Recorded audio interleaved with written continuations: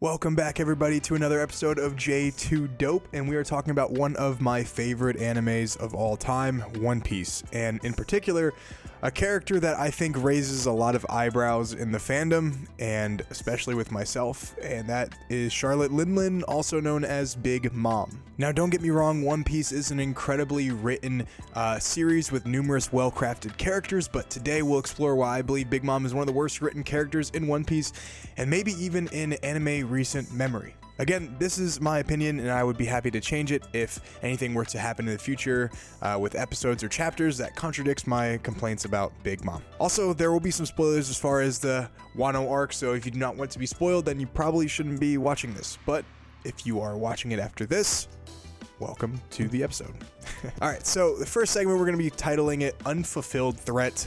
And first, let's just talk about something that's caught the attention of many fans, including myself, and that's the apparent lack of threat that Big Mom poses to the Straw Hat Pirates. Now, despite her fearsome reputation, she had repeatedly failed to eliminate any of the crew members while they were in her own territory. The Yonko should be the most fearsome people in the entire world of One Piece, and invading their homeland should be thought of as a suicide mission. Naturally, Luffy does not think straight or come up with good plans, so it's perfectly fine for the story to lead them to invading her territory regardless of the risk.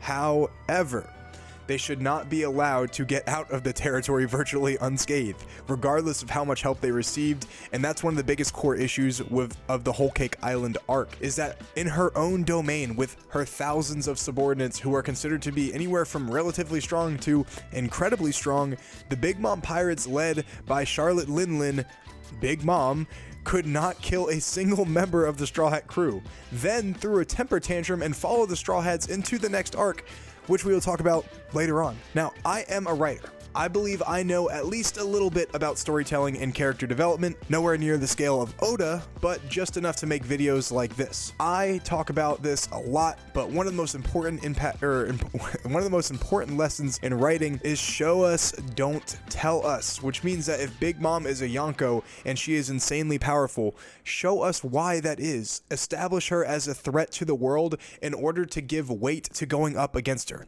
Show us why she is so dangerous, and that would make the Whole Cake Island arc even more important because it shows how far off from the top the main protagonists really are. Similarly to how Captain Kidd lost an arm to another Yonko of the sea, Shanks, it established Shanks as someone who is not to be messed with, as a threat worthy of his title. I think the biggest slap in the face was when Jinbei rolled up to her, sat crisscross applesauce, sat at the foot of her throne, and said, "Go ahead and try to kill me, I am not scared of you." Jinbei, the fourth most powerful character in the crew, even though he wasn't in the crew at that point, said that to her. A Yonko of the sea. That is fucking crazy. If I was writing the show, as much as I love Jinbei, he should have died right then and there. Big Mom should have sucked the soul out of him, not like that, y'all have some dirty minds, and murdered Jinbei in front of the guests of the tea party.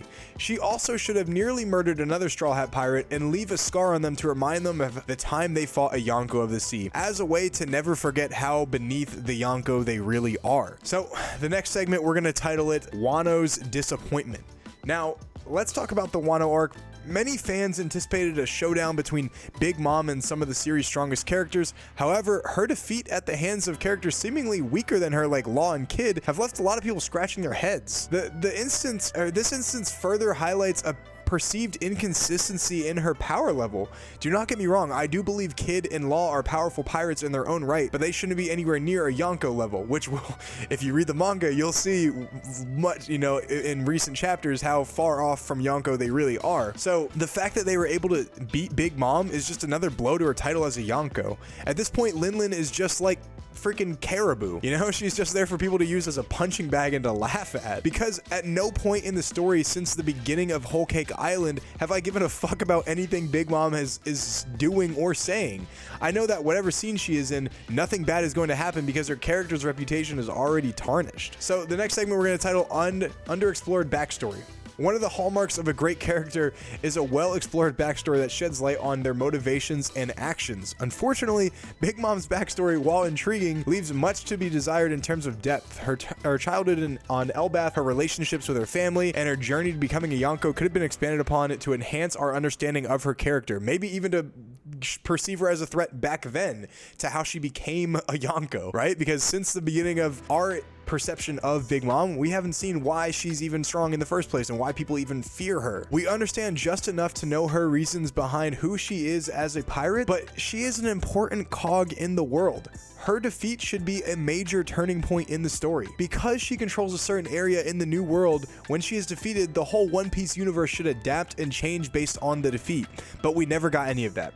It was like her defeat really meant nothing at all, and that's just poor writing in my opinion. Sorry, Oda. I still love you, though. Another puzzling aspect is Big Mom's shifting personality. At times, she's portrayed as whimsical and childlike, while in other moments, she's ruthlessly merciless. Like, this inconsistency in her demeanor can make it challenging for viewers to truly connect with her character and understand her motivations. And then the last segment we're going to talk about is potential redemption. I said this earlier in the script, but it's important to note that despite these criticisms, there's still room for redemption in Big Mom's character development. The One Piece series has a knack for surprising us with unexpected twists and turns.